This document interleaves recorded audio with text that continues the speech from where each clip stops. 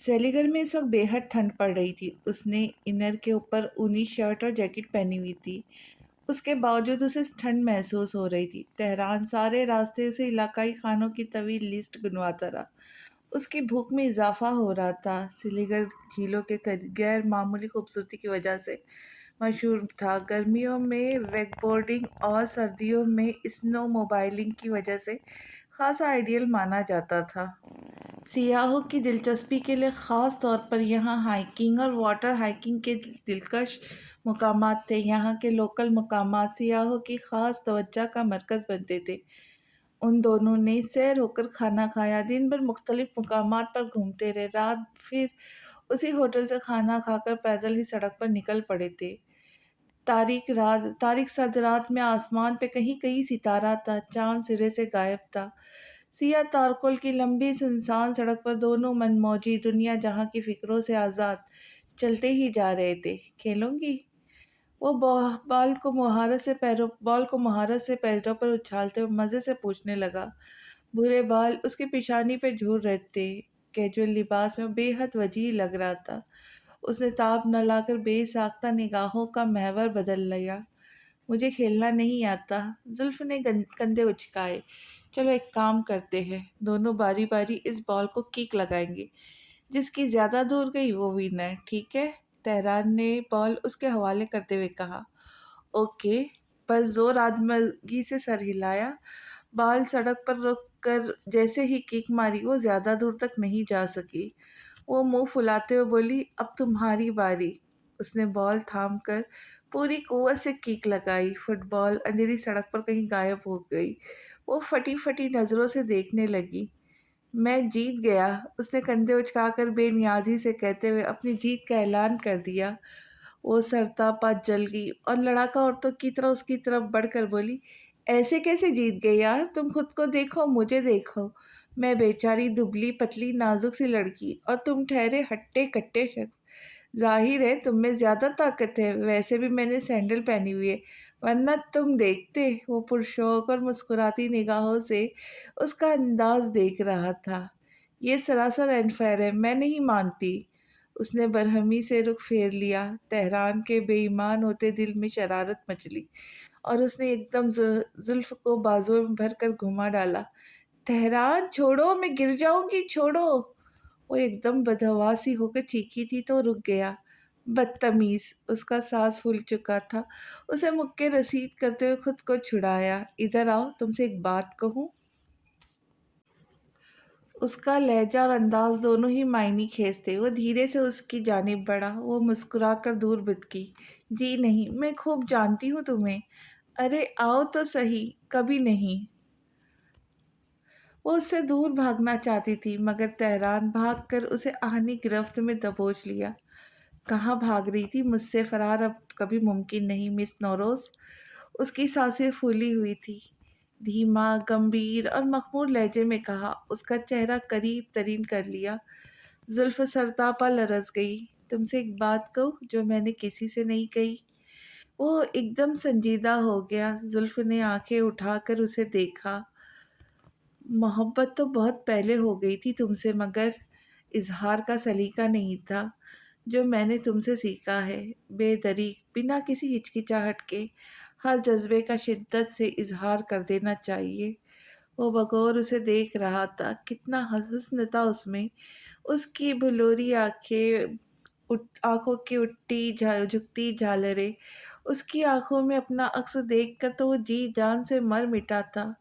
बहुत कम लोग ऐसे हैं जिनके सामने मैंने अपना दिल खोल कर रख दिया। हर वो इजहार कर दिया जो मैंने किसी से नहीं किया। तुम जानती हो, कुछ अरसे से मैं तुम्हारा आदी हो गया हूँ। जब तुम नहीं होती हो तो तुम्हारा तस्वुर होता है। मैं तुम्हारी हर अदा तस्वुर करता हूँ। तुम्हारा देखना, तुम्हारा हंसना, तुम्हारा बात करना, तुम एक सुकून की तरह मेरी रूह में सरायत करती जाती हो। कितना खूबसूरत एहसास है ना ये। तुम्हारे बगैर ये मौसम, बारिश, सर्द हवाएं, गहरी शाम, कुछ भी अच्छा नहीं लगता। तुम्हारे बगैर ज़िंदगी ब्लैक एंड वाइट की तरह है। तुम्हारे साथ ज़िंदगी का हर रंग सुहाना लगता है। दिल चाहता है तुम्हें सीप की मोती की तरह कैद कर लूँ, कभी मुझे छोड़कर ना जा सको। क्योंकि तेहरान पाशा को तुमसे इश्क हो गया है जुल्फ नौरोज। जुल्फ को मोहब्बत पाश नजरों से देख रही थी, फिर वाल्हाना अंदाज में उसके सीने से लिपट गई। उसे महसूस कर रही थी, उसके आंखों के कोने नम होने लगे। उसे अभी भी तेहरान का साथ एक ख्वाब सा लग रहा था। रुको, एक और चीज़ भी है मेरे पास तुम्हारे लिए। वो उससे अलग हुआ, जेब में हाथ डालकर निकाला तो उसे हाथ में एक मखमली डिबिया थी। शादी के 2 साल बाद उसकी जानिब से ये पहला तोहफा था। वो खुशी से पागल हो जाने के दर पे थी। उसने अंगूठी पहनाकर उसे हमेशा हमेशा के लिए अपने नाम कर लिया था। कुछ खास न था उस अंगूठी में, न हीरे, न जवाहरात, हाँ मगर उस पर ताज नक्श था।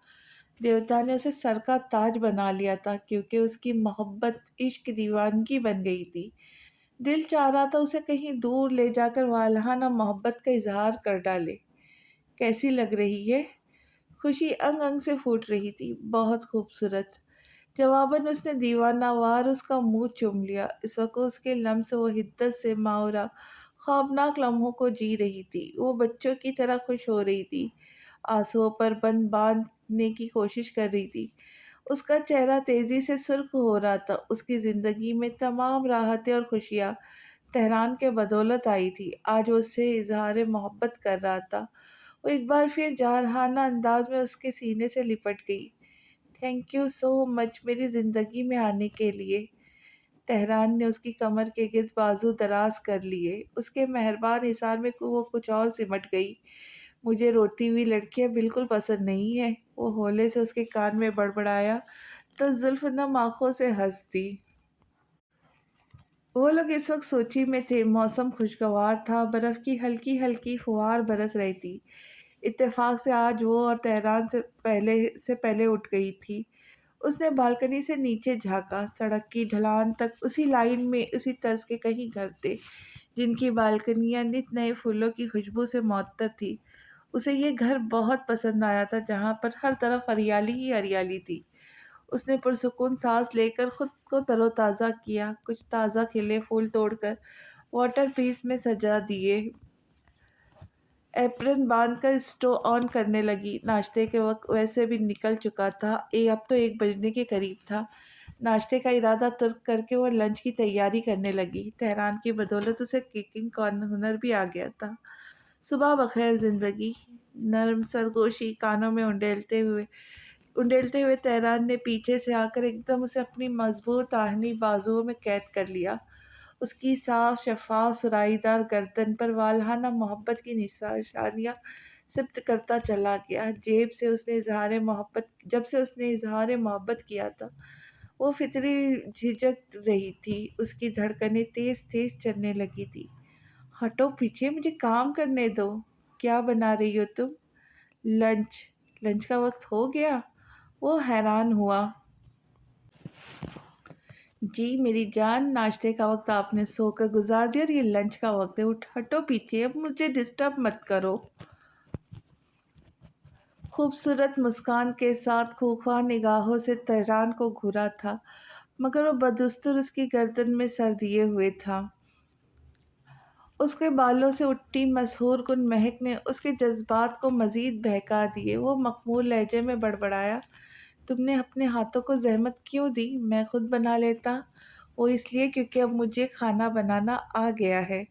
इससे पहले वो किसी गुस्ताखी का मर्तकब होता। उसने धप रसीद करते गोया हद में रहने की तायद की। तेहरान मुंह बसोर कर दूर हुआ।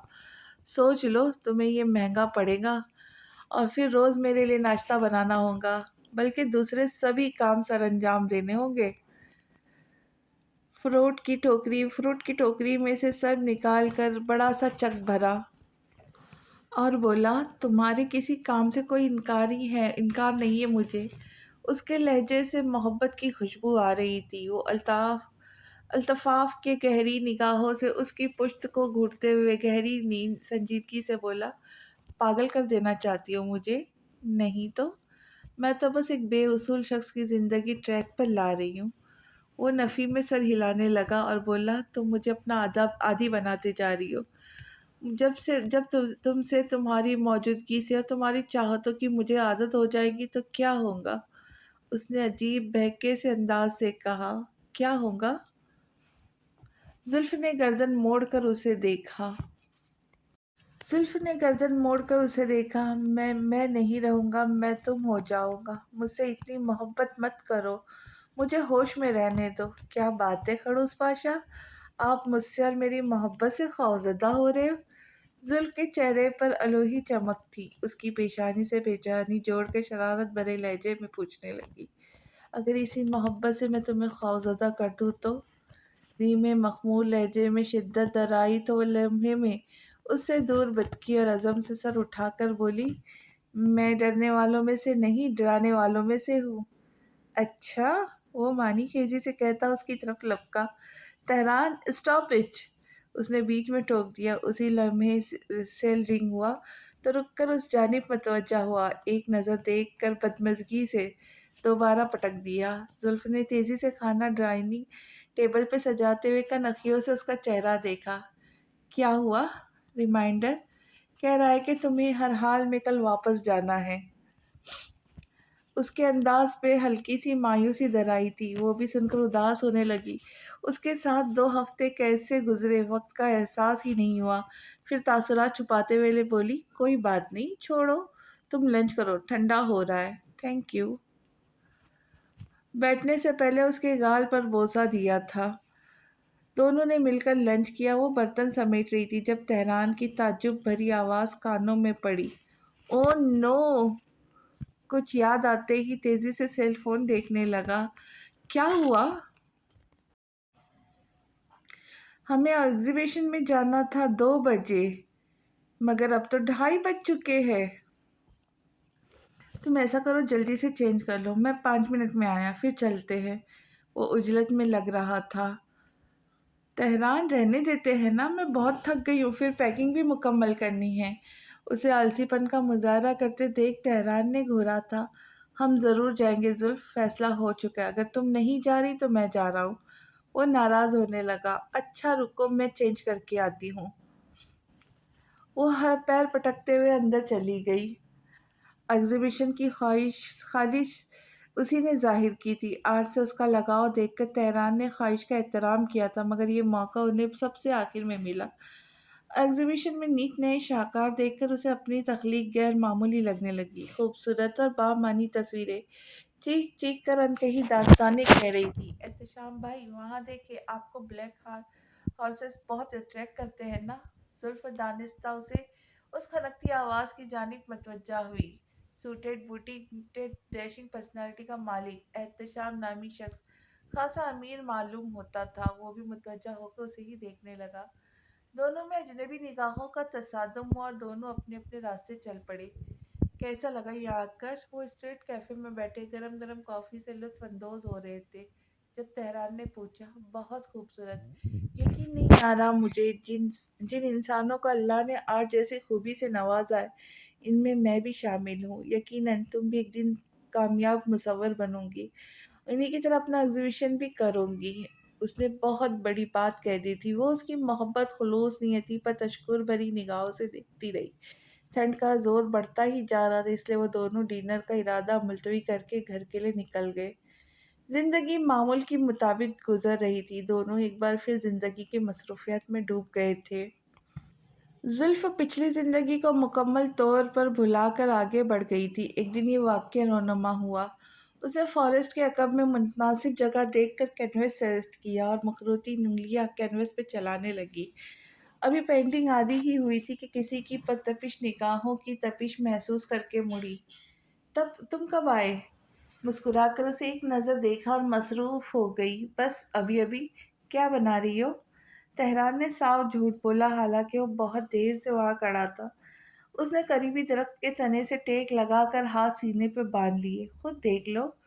पेंटिंग अंधेरी रात में एक खिड़की का मंजर पेश कर रही थी, जहाँ ख्यालों में डूबी लड़की हसरत से चांद को तक रही थी। ये तो तुम हो, और चांद है, मैं कहाँ हूँ? उसका खफगी भरा अंदाज बेहद भाया। नाक से नाक मिस करती हुई नाज और प्यार से बोली, मेरे चांद तो तुम हो। मैं तुम्हारी चिकनी चुपड़ी बातों में आने वाला नहीं हूँ, शरीर लड़की।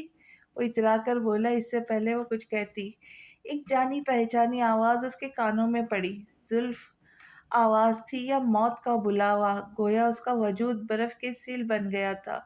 تہران نے گہری سنجیدگی سے بھرپور نگاہوں سے اس کی آنکھوں سے بجھتے دیوں کا منظر دیکھا۔ کمال حسن ان سے کچھ دوری پر کھڑے تھے، جبکہ وہ دونوں ایک دوسرے کے بے حد قریب۔ اس نے کپکپاتی انگلیوں سے تہران کی مضبوط کلائی جکڑ لی، مگر کچھ کہہ نہ سکی۔ تم کینوس اور کلر وغیرہ سمیٹ کر اندر چلی جاؤ۔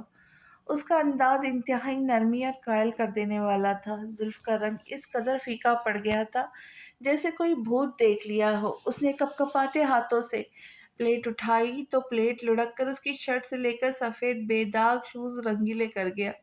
وہ گھبرائی ہوئی تھی، بس کسی طرح کمال حسن کی چپتی نگاہوں سے دور ہونا چاہتی تھی۔ تیزی سے ان کے قریب سے گزری، لگا کہ رکی تو ضبط کھو دیں گی۔ کیا پٹیاں پڑھائی ہے تم نے میری بیٹی کو؟ چند ہی دنوں میں اس کی شخصیت بدل گئی، اب تو باپ کو دیکھنا بھی گوارا نہیں کرتی۔ کمال حسن نے تیز ترار لہجے میں سوال کیا، جس پہ تہران کی آنکھوں میں شعلے بھڑکنے لگے۔ باپ؟ باپ تم جیسا ہو تو نظر خود بخود اٹھنا گوارا نہیں کرتی۔ اس کے انداز میں محسوس کرنے والی تضحیک تھی۔ کمال حسن کو تو تذلیل محسوس ہوئی تھی۔ وہ مٹیاں بھیج کر ضبط کر گئے۔ یہاں آنے کی جرات کیسی ہوئی تمہاری؟ تہران نے جبڑے بھیجے، ضبط کی تنابیں ہاتھ سے چھٹتی جا رہی تھی۔ مجھے بھی کوئی شوق نہیں آنے کا، میں اپنے شیئرز بیچنا چاہتا ہوں۔ آپ کا مطلب ہے آپ میرے شیئرز بیچنا چاہتے ہو؟ اس نے جان بوجھ کر جتایا کتنے وثوق سے اس کے باپ کی دولت کو اپنے شیئرز کہہ رہا تھا۔ جسم میں فشا خون بڑھنے لگا۔ کمال حسن نے قہر برساتی نگاہوں سے اسے سر تا پا دیکھا۔ یہ شخص انہیں بہت پریشان کر رہا تھا۔ ان کی ایک سخت نظر بھی برداشت نہیں کرتا تھا۔ جب بھی بات کرتا تھا کھری کھوٹی سنانے سے گریز نہیں کرتا، یا پھر ان کے منہ کی بات جھپٹ لیتا۔ میرے بزنس کے کچھ مسائل چل رہے، اس لیے میں شیئرز بیچنا چاہتا ہوں۔ انہوں نے تحمل سے اس کی اکڑ برداشت کرنے کا فیصلہ کیا۔ تو مسئلہ کیا ہے؟ تہران نے سینے پہ بازو لپیٹے طمانیت سے پوچھا۔ تمہارا باپ ہے میرا مسئلہ؟ دنیا کے سارے باپ یا اولادوں کے لیے مسئلہ ہے کیا؟ اس نے طنز و مزاح میں بات اڑائی۔ دیکھو بات یہ ہے، میرا اب ان شیئر سے کوئی لینا دینا نہیں۔ تم انہیں بیچو، رکھو یا پھر کسی کنویں میں ڈال دو، میں اس مسئلے سے باہر ہوں۔ تم جانو اور دلاور پاشا جانے، اس نے دو ٹک انداز میں کہا۔ اور ہاں، آئندہ مجھ سے کسی شیئرز کا تذکرہ مت کرنا کمال حسن، میں تمہیں نہیں جانتا نہ ہی تم مجھے۔ وہ کہہ کے رکا نہیں، تیزی سے ڈھلان اترتا ان کی نظروں سے اوجھل ہو گیا۔ تم دونوں باپ بیٹوں کو ناکو چنیچ نہ چبوا دیے تو کہنا۔ کمال حسن نے نفرت بھری نگاہوں سے اوجھل ہوتے ہوئے دیکھا۔ ان کے گرد چاروں طرف گہرا تنگ ہو چکا تھا۔ تہران پاشا کی بات سننے کا روادار نہیں تھا۔ دلاور پاشا کو شیئرز بیچنا نہیں چاہتے تھے۔ وہ جانتے تھے ایک تو اور اسے دلاور پاشا کو یوں کوڑیوں کے بھاؤ قیمت دے گا، اور وہ دوسرا اپنی کمپنی کے شیئرز کسی دوسرے فریق کو بھی بیچنے نہیں دے گا۔ کمال حسن برے پھنسے تھے۔ دونوں صورتوں میں فندہ انہی کے گلے کے گرد تنگ ہو جاتا۔ ہاتھوں کو مضبوطی سے باہم پیوست کیے ہولے ہولے لرز رہی تھی۔ کاندھے ہارے ہوئے انسان کی مانند ڈھلکے ہوئے تھے۔ کمال حسن کو دیکھ کر اس کی خوش رنگ زندگی میں طوفان اٹھنے لگا تھا۔ یوں لگ رہا تھا جیسے وہ خواب سے حقیقت کی دنیا میں واپس آ گئی ہے۔ بھیانک حقیقت۔ تہران کو دیکھ کر وہ ایک دم اٹھی تھی۔ کیا ہوا؟ بابا کیوں آئے تھے؟ کیا بات کی انہوں نے تم سے؟ اس کے چہرے کا رنگ اڑا ہوا تھا، ہاتھوں پر لگا رنگ سوکھ چکا تھا۔ وہ جیسے سب کچھ بھول کر اس پریشانی میں گھل رہی تھی کہ کمال حسن کیوں آیا تھا۔ تہران نے اس کی حالت کے پیش نظر نرمی سے کہا، تمہاری یاد ستا رہی تھی اس لیے ملنے چلے آئے تھے۔ نہیں، تم جھوٹ بول رہے تھے۔ اس کی غیر معمولی سنجیدہ آنکھوں میں جھانکا۔ راستے بھٹک کر آ گئے تھے، دوبارہ نہیں آئیں گے۔ ریلیکس تہران، پلیز مجھ سے سچ کہو۔ اس نے استفسار کیا۔ کہا نا، راستہ بھٹک کر غلطی سے آ گئے تھے۔ اگر یہ غلطی دوبارہ دہرائی گئی تو میں ایسے لوگوں کو راہ راست پر لانا بہت اچھے سے جانتا ہوں۔ اسے بھی غصہ آ گیا۔ وہ چبا چبا کر کہنے لگا، زلف کو دھچکا سا لگا۔ ان کے متعلق اتنی سخت روی اختیار مت کرو تہران۔ دبی دبی آواز میں ان کی طرفداری کر گئی، تہران کو زہر لگی تھی۔ میں مزید اس بارے میں کوئی بات نہیں کرنا چاہتا زلف، بہتر ہوگا تم بھی بھول جاؤ اس شخص کو۔ اس نے تنبیہ کی۔ او وہ میرے بابا ہے تہران، تم اس حقیقت کو کیسے چھپا سکتے ہو بھلا؟ وہ میرے بابا ہے تہران، تم اس حقیقت کو کیسے چھپا سکتے ہو؟ اس کے لہجے کی نفرت اور ناپسندگی نوٹ کر کے افسردہ ہونے لگی۔ وقت کے ساتھ ساتھ دل سے بابا کے لیے غصہ اور ناراضگی بتدریج کم ہوتا چلا گیا، جبکہ تہران کے جذبات سے قطعی لا علم تھی اور حقیقت سے بھی۔ تو اس بھیانک حقیقت کو تم اپنے سینے میں دفن کر لو مس نوروز، اور ایک بات ہمیشہ یاد رکھنا، کمال حسن کی بیٹی بن کے میرے سامنے کبھی مت آنا، مجھے اس شخص کے حوالے بھی نفرت ہے۔ انگشت شہادت اٹھا کر گویا حکم صادر کر دیا۔ زلف کا دل ہول گیا، وہ ہمت کر کے بول اٹھی، سچ تو یہی ہے نا کہ میں ان کی بیٹی ہوں؟ تند تیز لہجہ سیدھا دل پر نشتر کی طرح چبھا تھا، اس کے نرم گرم لہجے کی عادی ہو چکی تھی۔ آنکھیں آنسوؤں سے بھر گئی، اس کا لہجہ گو کہ دھیما تھا مگر تہران پاشا کو آگ لگا گیا۔ اس نے لب بھیج کر بمشکل خود کو کچھ کہنے سے روکا تھا اور تیزی سے گزر کر باہر چلا گیا۔ سہمی سہمی نگاہوں سے اس کی پشت کو دیر تک گھورتی رہی، پھر سر تھام کر بیٹھ گئی۔ وہ شخص میرے پاس بھی آیا تھا بابا، میں سارا معاملہ آپ پہ چھوڑتا ہوں، آپ کا جو دل چاہے کرے، میرا اس شخص اور ان شیرز دونوں سے کوئی تعلق نہیں ہے۔ رات کے کسی پہر اس کی آنکھ کھلی تو اسٹڈی ٹیبل پر لیمپ آن تھا۔ وہ کھینچے کھینچے مضطرب لہجے میں کسی سے کہہ رہا تھا۔ لمحے کے ہزارویں حصے میں وہ سمجھ گئی گفتگو کا محور کمال حسن کی ذات تھی، مگر وہ کس دولت کی بات کر رہا تھا اور کس سے؟ اس نے چپکے سے آنکھیں مون لی۔ ساری رات کروٹیں بدلتے گزری، پھر اسے نیند نہ آئی۔ صبح ناشتہ تہران نے بنایا، وہ بالوں کو دو چار بل دے کر اسٹول پر ٹک گئی۔ وہ مصروف رہا، اس کی جانب دیکھنا تک گوارا نہیں کیا۔ اس کا چہرہ دھواں دھواں ہونے لگا، وہ اس لہجے کی عادی بالکل نہیں تھی۔ اٹھ کر جانے لگی تو سپاٹ لہجے میں اس نے کہا، ناشتہ کر لو پہلے پھر جانا، مجھے بھوک نہیں ہے، پسمردگی سے کہہ کر چلی گئی۔ کل صورتحال کو بگڑتے دیکھ کر بوکھلا گئی تھی، اس لیے مثلاً خاموشی اختیار کر گئی، مگر رات جو گفتگو سنی تھی اس کے اندر بھوچال اٹھ کھڑے ہوئے تھے۔ خاموش رہنا دشوار ہونے لگا تو اٹھ کر واپس آئی۔ وہ قطاوت آئینے کے سامنے کھڑا ٹائی کی نوٹ لگاتے ہوئے آفس کے لیے تیار ہو رہا تھا۔ تم کل رات کس سے بات کر رہے تھے؟ بابا کے بارے میں کچھ کہہ رہے تھے نا؟ کس دولت کا تذکرہ ہو رہا تھا؟ تہران کچھ حیران سا ہوا، مگر حیرانگی چھپاتے ہوئے وہ بظاہر سنجیدگی سے بولا، نہیں تو تمہارے بابا سے میرا کیا تعلق بھلا؟ میں تو اپنے بابا سے بزنس کے کچھ مسائل ڈسکس کر رہا تھا۔ تم نے اگر ہماری باتیں سن ہی لی تھی تو پریشان ہونے سے پہلے تحقیق کروا لیتی۔ اس کا اترا ہوا چہرہ دیکھ کر افسوس کرنے لگا۔ اسے کمال حسن کی بھیانک شخصیت کی حقیقت بتا کر اپنے ازواجی تعلقات سے خراب نہیں کر سکتا تھا، اس لیے اس حقیقت کو اس پر آشکار نہیں ہونے دینا چاہتا تھا۔ اس نے بدستور اسی نرمی و شائستگی سے کہا تو زلف کو اپنے جذباتی رویے کا فوراً احساس ہوا۔ یہ بھی تو ہو سکتا ہے وہ کسی اور کی بات کر رہا ہو، پتہ نہیں مجھے کیا ہو گیا ہے تہران۔ وہ تھکان بھرے انداز میں دیوار سے لگ گئی۔ تمہاری طبیعت تو ٹھیک ہے؟ لہجے میں فکر مندی سمیٹ کر جانچتی نگاہوں سے دیکھنے لگا تو اس کی آنکھیں جانے کیوں بھیگنے لگی۔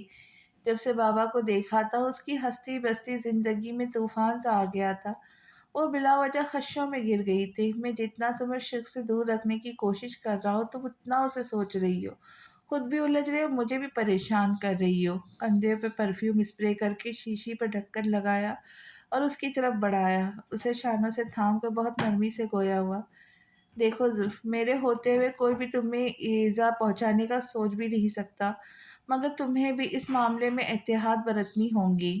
میں کوئی کوتاہی برداشت نہیں کروں گا۔ وہ کس کوتاہی کی بات کر رہا تھا؟ کیسا احتیاط؟ اب پریشان مت ہونا، اوکے؟ محبت بھرے انداز میں دریافت کرنے سے ہی اس کی ساری پریشانیاں اور شکوے دھل گئے تھے۔ وہ اثبات میں سر ہلانے لگی۔ گڈ، شام کو ریڈی رہنا، مالک کی طرف دعوت ہے ہماری۔ اس کی پیشانی چوم کر کوٹ اٹھا کر باہر نکل گیا۔ وہ ٹوکتے ہوئے کہتی اس کی تقلید میں چلنے لگی، تم بابا کیوں نہیں کہتے انہیں؟ مالک کتنا عجیب سا لگتا۔ بابا کہنے سے انہیں کوئی فرق نہیں پڑا تو میں نے سوچا مالک کہہ کے دیکھتا ہوں، اور دیکھو میری سیلری بڑھا دی انہوں نے۔ وہ بات مذاقیہ رنگ دے گیا۔ اس ٹاپک پر وہ ہمیشہ ایسا کرتا تھا۔ زلف نفی میں سر ہلا کر رہ گئی۔ اپنا خیال رکھنا، یونیورسٹی ضرور جانا، اور ہاں، ناشتہ کرنا مت بھولنا۔ وہ ہاتھ ہلا کر نکلتے ہوئے بھی اسے تاکید کر گیا۔ وہ مسکراتی آنکھوں سے سر ہلا کر رہ گئی۔ ریشمی بالوں کا آبشار پشت پر گرائے اپنی دمکتی ہوئی رنگ کے ساتھ تذبذب میں مبتلا الجھی الجھی سی بہت پیاری لگ رہی تھی۔ سیاہ نیٹ کے سلیولیس لانگ میکسی میں ملبوس سانچے میں ڈھلا مومی سراپا نمایاں ہو کر غضب ڈھا رہا تھا۔ چمکتی دمکتی سفید رنگت پر بلاغ کی کشش اور معصومیت تھی۔ کیسی لگ رہی ہوں؟ وہ ہوش و خرد سے بیگانہ آنکھوں سے دیکھے گیا۔ تہران، کیسی لگ رہی ہوں؟ اس نے جھنجھلا کر مکہ رسید کیا تو اپنی خودی پر بے ساختہ خفت زدہ نظر آیا۔ تم اچھی لگ رہی ہو، مگر لپسٹک؟ معنی خیزی سے کندھے اچکائے، گو کہ ڈارک لپسٹک کی بدولت اس کے حواسوں پر سوار ہو رہی تھی، اس لیے وہ ہرگز بھی کسی دوسرے کی توجہ کا محور بنتے نہیں دیکھ سکتا تھا۔ اچھی نہیں لگ رہی کیا؟ موے سکیڑ کہتی خود کو ایک بار پھر آئینے کے سامنے لائی۔ بتاؤ بھی یار۔ میرے خیال سے تمہیں لپسٹک لگانی ہی نہیں چاہیے، یہ زیادہ بہتر رہے گا۔ زلف نے پلٹ کر تشویش سے دیکھا، جیسے کوئی انوکھی بات کر دی ہو، مگر اس کے تاثرات نارمل پا کر مڑ گئی اور ٹیشو اٹھا کر لپسٹک صاف کر لی، جس پر خاص مطمئن نہیں ہو سکی۔ مگر تہران کے چہرے پہ مسکراہٹ اترتے دیکھ کر اس نے اسی پر اکتفا کر لیا۔ دلاور پاشا نے شاہانہ انتظامات کیے تھے۔ پارٹی میں ماسکو کے نامور بزنس شخصیات نے شرکت کی تھی، جس میں دل نشیں ماؤ والد معیز درانی شریک تھے۔ شجاعت عالمگر اور امان بھی اسے نظر آئے۔ مسز دلاور نے اسے دیکھ کر بے پناہ خوشی کا اظہار کیا۔ وہ جب بھی اس سے ملتی تھی پرخلوص انداز میں ملتی تھی، تہران کے حوالے سے اس پر بہت مان اور محبت نچھاور کرتی تھی۔ یہی حال الف کا بھی تھا۔ ان سے گفتگو کے دوران گاہے بگاہے اپنے چہرے پر تہران کی پرتپش نظریں اسے موم کی طرح پگھلا رہی تھی۔ اس نے تنبیہ نظروں سے گھورا تو ڈھٹائی سے بڑے دلکش انداز میں ہنس دیا۔ دلاور پاشا نے منظر ترچھی کاوٹار نظروں سے دیکھا تھا اور ضبط کرتے تہران سے کہا، اسٹڈی میں آؤ، تم سے ضروری بات کرنی ہے۔ وہ جی بھر کر مدبزہ ہوا، ڈرنک کا گلاس کاؤنٹر پر رکھ کر دلاور پاشا کی تقلید میں چل دیا۔ زلف نے الجھن بھری نگاہوں سے دونوں کی پشت دیکھی۔ تمہیں پرواہ بھی ہے کہ تمہاری اس بیوقوفی نے مجھے کس مشکل دوراہے پہ لا کھڑا کیا ہے؟ کس بیوقوفی کی بات کر رہے آپ؟ تہران الجھا۔ تمہاری اس شادی والی بیوقوفی کی بات کر رہا ہوں۔ کمال حسن جیسے لالچی دو کوڑی کے شخص کے سامنے میری جو توہین اور تذلیل ہوئی، اس کی بات کر رہا ہوں میں۔ اب سمجھ آیا تمہیں؟ کس قدر درستی سے جتایا تھا انہوں نے۔ تہران کا دماغ لمحوں میں آؤٹ ہوا تھا، مگر تحمل سے ضبط کرتے ہوئے سوال کیا، آپ کو پہلے دن سے ہی مجھ سے اور میرے فیصلوں سے تضاد ہے؟ یہ کوئی نئی بات نہیں ہے بابا، اب کیا ہوا اس بارے میں بتائیے۔ کمال حسن میرے دلاور پاشا کے برابر آنے کی کوشش کر رہا ہے۔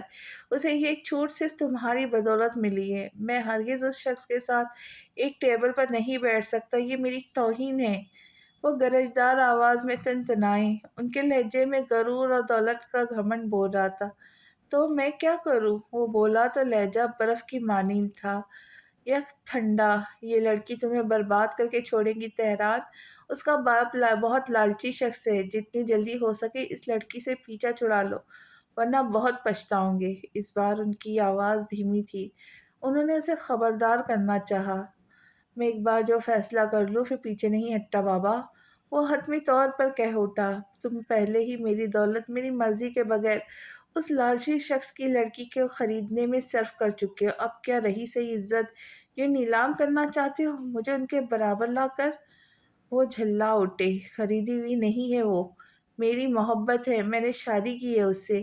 اگر ایک بار بھی آپ نے ایسا کہا تو آپ اپنے بیٹا دیکھنے کو ترسیں گے ساری عمر۔ وہ چیختا ہوا بولا۔ پہلی بار دلاور پاشا نے بیٹے کی آنکھوں میں زندگی مسکراتے ہوئے دیکھی تھی، اب انہی آنکھوں میں لاوا دہکتے ہوئے دیکھ رہا تھا۔ نہیں تو کیا کرو گے تم؟ گھر سے چلے جاؤ گے؟ نوکری چھوڑ دو گے؟ ہاں؟ وہ اس کے صبر کی انتہا دیکھنا چاہتے تھے۔ وہ ہاتھوں پہ زور دے کر ٹیبل سے دور ہوا، کن پٹیاں سہلاتے ضبط کرنے لگا، مگر ندارت، اگر آپ یہی چاہتے ہیں تو ایسا ہی صحیح۔ اسے اپنی آواز گہری کھائی سے آتی ہوئی محسوس ہو رہی تھی۔ جاؤ جاؤ، کوئی نہیں آئے گا تمہیں منانے، اس بار تمہاری ماں بھی نہیں۔ جب سے اس زر خرید کے ہاتھوں برباد اور بے بس ہو جاؤ تو آ جانا اپنے باپ کے پاس۔ انہوں نے ٹوٹتے جذبے کا سہارا دے کر بلند کیا اور تنے ہوئے نقش سے جتا جتا کر کہنے لگا۔ ان کے لہجے نے کاری وار سیدھا دل پر کیا تھا۔ تہران کی آنکھیں ڈبڈبا گئی۔ اس کی انا بری طرح مجروح ہو رہی تھی۔ وہ تو ماں کی محبت میں لوٹا تھا، مگر کبھی نہیں آؤں گا، چاہے اب وہ بھی مجھے چھوڑ دے۔ ہاں، میں دنیا چھوڑ دوں مگر آپ کے پاس لوٹ کر کبھی نہیں آؤں گا۔ تہران پاشا کا وعدہ ہے آپ سے۔ اس کا لہجہ ڈگمگایا تھا، آنکھوں میں بے پناہ دکھ بھی ہلکورے لے رہا تھا۔ گردن تیرچی کر کے بولا اور نکلتا چلا گیا۔ جب بہت دیر انتظار نہ ہوا تو وہ بھی ان کے پیچھے گئی۔ امان واش روم سے نکلتے وقت اسٹڈی سے آنے والی تیز تر غصیلی آوازوں پر لمحے بھر کو رکا۔ دونوں باپ بیٹے کے بیچ کسی بات کو لے کر جھگڑا چل رہا تھا۔ وہ افسوس سے لب بھیج کر رہ گیا۔ ہیل کی ٹک ٹک پر پلٹ کر زلف کو آتے دیکھا تو کچھ پریشان سا نظر آنے لگا۔ انکل اور تہران کا جھگڑا ہو رہا ہے کیا؟ آوازوں کو محسوس کرتے ہی اس کے قدموں میں بھی تیزی آ گئی۔ میرے خیال سے آپ کی مداخلت معاملے کو بگاڑ سکتی ہے، امان نے لب بھیج کر اسے ٹوکتے ہوئے کہا۔ مگر اس کی پریشان صورت دیکھ کر متبدل ہو گیا۔ وہ توقف سے کہنے لگا، میرا آپ کو اب اور آئندہ کے لیے مشورہ ہے کہ تہران اور اس کے والد کے آپسی جھگڑوں میں کبھی انٹرفیئر مت کریے گا۔ کیوں؟ وہ پوچھ نہیں سکی، پھر سن ہوتے دماغ کے ساتھ واپس نیچے آ گئی۔ اس کا دل و دماغ ابھی بھی اوپر کہیں سفر کر رہا تھا۔ وہ بہت پریشان تھی۔ تمہیں یہاں دیکھ کر اچھا لگ رہا ہے۔ پچھلے کئی دنوں سے ان سب کے درمیان روابط تھم سے گئے تھے۔ شجاع نے دل نشیں کی سابقہ حالت کے متبادل پرسکون اور کانفیڈنٹ دل نشیں کو روٹین پر لوٹتے دیکھ کر طمانت کا اظہار کرتے ہوئے کہا، کہیں تم نے امان کی باتوں کو سیریس تو نہیں لے لیا؟ دل نشیں نے کہا، مطلب؟ وہ چونکا۔ مطلب یہ کہ تمہارے دل میں بھی میرے لیے فیلنگز وغیرہ تو نہیں؟ توقف سے کھینچ کر ادا کرتی ہوئی پرشوق لہجے میں بولی تو شجاع قہقہہ لگا کر ہنس دیا۔ تم لڑکیاں کتنی خوش فہم ہوتی ہو یار۔ جی نہیں، ہم لڑکیاں تو لڑکوں سے زیادہ حقیقت پسند ہوتی ہے، اس نے گلاس لبوں سے لگاتے ہوئے پر اطمینان لہجے میں کہا۔ بالکل، اور محبت کو بھی حقیقت کی نظروں سے دیکھنا چاہیے، ورنہ مذاق سمجھنے والوں پر محبت بہت شدت سے اپنا رنگ دکھاتی ہے۔ امان بے دریغ ان کی گفتگو میں کودا تھا اور دل نشیں کے ہاتھ سے گلاس کھینچ کر گٹاگٹ چڑھا گیا۔ یہ کیا حرکت ہے؟ محفل کے بھی کچھ آداب ہوتے ہیں۔ وہ بدمزہ ہو کر اسے گھورنے لگی۔ تو تم سکھا دو نا، وہ شوخی سے جھکتا ہوا بولا۔ چھچورا، شجاع نے اس کی ادا پر القاب سے نوازا۔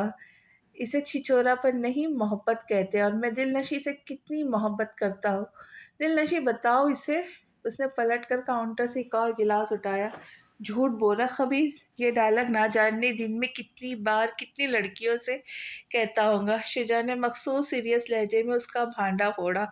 اس خاطر تواضع پہ وہ خسیانہ سا ہو کر سر کھجانے لگا بولا، مگر سچ تو بات یہ، سب سے زیادہ محبت میں نے دل نشیں سے کی ہے۔ میرا منہ نہ کھلواؤ یار، شجاع نے کہا۔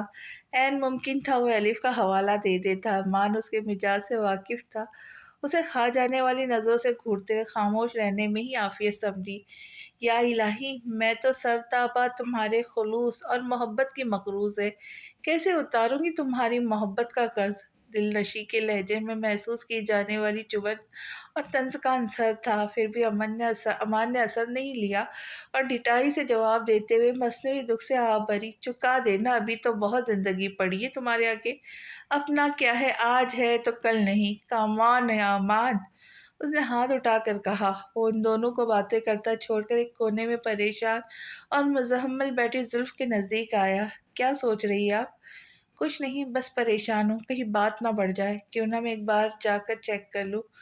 میں کہہ چکا ہوں آپ سے، آگے آپ کی مرضی۔ اگر آپ تہران سے محبت کرتی ہیں نا، سچی محبت، تو آپ کو بہت سی چیزوں پر کمپرومائز کرنا پڑے گا۔ وہ فاصلہ رکھ کر بیٹھ گیا اور رسان سے کہا، تہران کی خاطر میں سب کچھ کرنے کو تیار ہوں۔ وہ پسماندگی سے بولا۔ اس کی آنکھیں ابھی بھی تہران کی آہٹ کی منتظر تھی۔ بلا شبہ یہ مشکل ہوگا آپ کے لیے، آپ بہت اونچے گھرانے سے تعلق رکھتی ہوں گی، لیکن اگر آپ نے تہران سے محبت کا تعلق استوار کیا ہے تو آپ کو نیچے آنا پڑے گا، تہران کی خاطر کمپرومائز کرنا پڑے گا، محبت نبھانے کا فیصلہ کر لیا ہے تو قائم رہیے، میرا دوست خلاص ہونا ہے، دم آخر تک آپ سے محبت نکھائے گا اور آپ سے امید ہے کہ آپ بھی ہمیشہ اس کا ساتھ دیں گی، ورنہ ایک بار ٹوٹ جائے تو نبھانی بہت مشکل ہو جاتی ہے۔ وہ بہت دیر تک اس کی باتوں میں سر ہلاتی اپنی ہتھیلیوں کو گھورتی رہی۔ انتظار کا ایک ایک لمحہ اذیت تھا۔ تہران کا دلاور انکل سے کیا جھگڑا ہے، ان کا رشتہ اتنا عجیب سا کیوں ہے؟ میں نے نوٹ کیا ہے وہ کٹا کٹا سا رہتا ہے دلاور انکل سے۔ تہران کا یہ رویہ بھی دلاور انکل کی مرہون منت ہے۔ ماضی کے ان کچھ ناخوشگوار واقعات کو بھلا کر وہ صرف اور صرف آنٹی کے کہنے پر یہاں آیا ہے، مگر پھر سے جھگڑے شروع۔ اس نے پر افسوس کہہ دل لگیری سے مجھے سر جھٹکا۔ یہ کافی پرانی بات ہے، ہم لوگ کالج میں تھے تب۔ تہران ہمارے وقتوں میں کالج کا سب سے خوبصورت اور امیر لڑکا ہوا کرتا تھا۔ اس کا لگژری، بہجت اور شاہانہ طرز زندگی دیکھ کر اچھے اچھوں کے منہ میں پانی آ جاتا۔ پھر ایک دن کسی بات پر لے کر دلاور پاشا اور تہران کے بیچ جھگڑا ہو گیا۔ تہران نے گھر چھوڑ دیا، ایک چھوٹے سے گھر، لو بجٹ چند کپڑے اور سادہ کھانے پر اکتفا کر لیا۔ حالانکہ یہ زندگی اس کے شایع شان نہیں تھی،